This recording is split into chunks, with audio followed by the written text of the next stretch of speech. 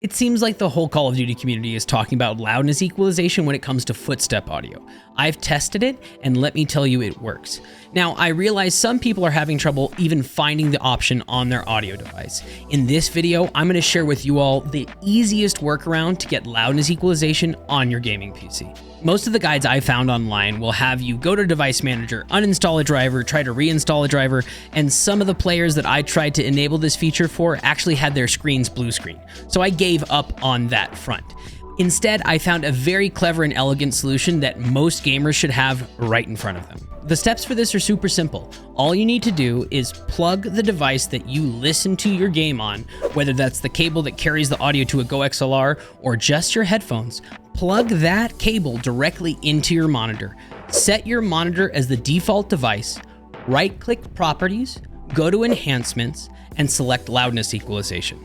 Hit Apply, hit OK, and you're done. That is all you have to do. It is that simple. Now for a couple notes. If you're using a GoXLR on a single PC, each of the devices that GoXLR creates should have loudness equalization on it by default. In my previous audio settings video, I mentioned to use Dolby Atmos.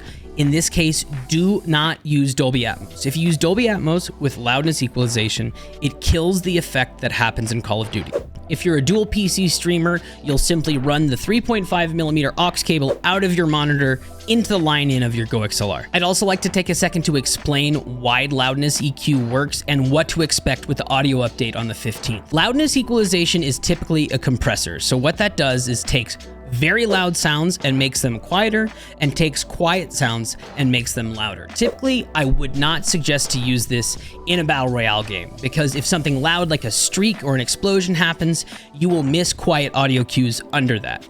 But Call of Duty, Modern Warfare 2, and Warzone 2 is incredibly broken. They've even mentioned in the patch notes that the audio occlusion system is totally chalked. In my optimization experience and testing with the game, loudness equalization is doing something to how Call of Duty renders audio that makes all of the sounds that competitive players want to hear much louder, which makes me think, due to the patch notes, there is a broken audio system in place right now. That means that on the 15th, when the audio update rolls out, Loudness Equalizer may not work the same way it does right now. If you play other games, I would highly recommend turning loudness equalization off. I think it sounds terrible in everything except for Warzone and Call of Duty. A great way to test if loudness EQ is doing its thing in Call of Duty is to listen to the sound of loot chests in Warzone. They should be exponentially louder than they were before you had the setting on. And one last note, before I get all the DMs and comments about Astros settings, I don't use them. I don't think they sound very good. I have a whole video on IEMs.